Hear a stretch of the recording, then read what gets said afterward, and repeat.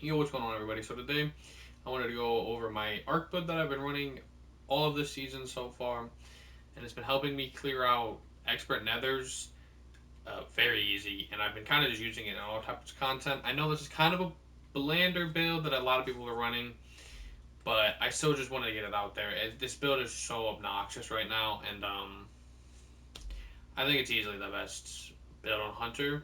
The Void build that I dropped is very, very strong, and that's more team dependent. This doesn't help your team at all. So for pure solo, I think this might be the best on Hunter.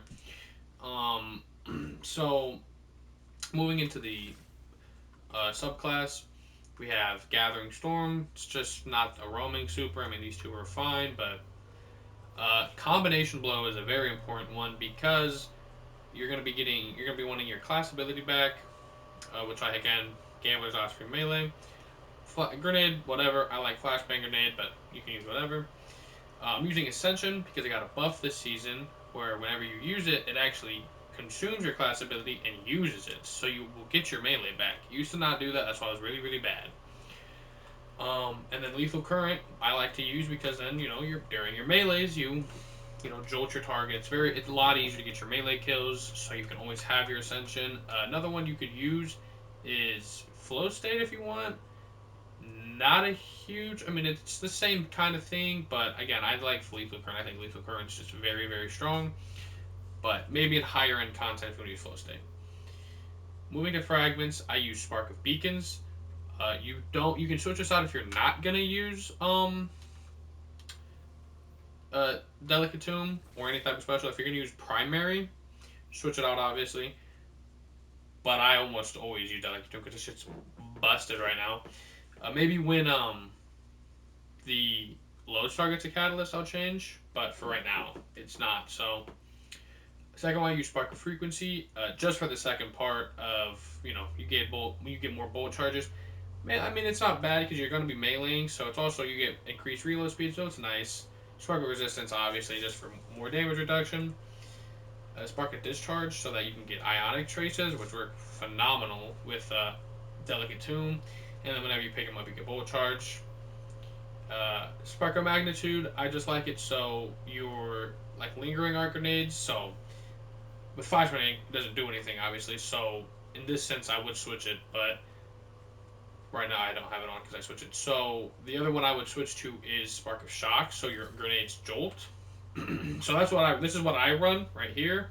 If you switch off that grenade, switch it back, obviously. So that's the subclass. Moving on to the guns again, Delicate Tomb. Not gonna go too crazy in depth with it. I know everybody's heard about it, but basically, hip fires do a lot of damage. Kills make ionic traces.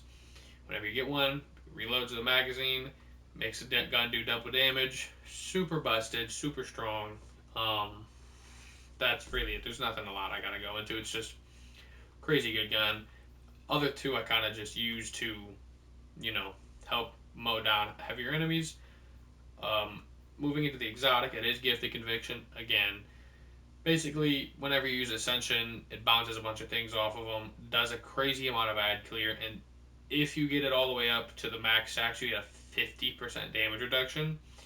So, including the fact that you're harder to hit while amplified, you're already getting bonus by amplified, it's just so much damage resistance. This build is pretty ridiculous. Um, it's just the best right now, and that's what I'm saying. I like because I like to mix some things up, and I try to use other things. But this build is just so obnoxious right now that I have to just use it how it is. Going into the actual armor, I use finders just for my weapons. Siphon to make orbs of power. I like having these so whenever you use your powered melee, you're getting your dodge up. And then yeah, your grenades are getting orbs of power. Again, chest piece. Just use whatever resistance is. Doesn't really matter. Scavenger for your delicate tomb. Uh, Absolution to get your abilities back. I like recuperation, especially for the nether, because it can give you some health. It's not a lot, but it is health. I think this is a pretty underrated perk because again, it's just health. With the nether being hard as hell to get health, Would recommend this for the Nether. Class abilities, Reaper, special finisher, because again, Nether makes it a lot harder to get ammo. So you do kind of need that. And then powerful attraction, because I'm always using your class abilities. So you always are going to have, it's a lot easier to get special finisher, in my opinion. In the top of the room, you can use this dreadful finisher, which is kind of like special finisher, but I think there's so much strong things here that I don't want to waste a slot on dreadful finisher. So the main ones you want to go to though is flashover. So it's easier to become amplified, and whenever you use bolt charge, it does like way more damage.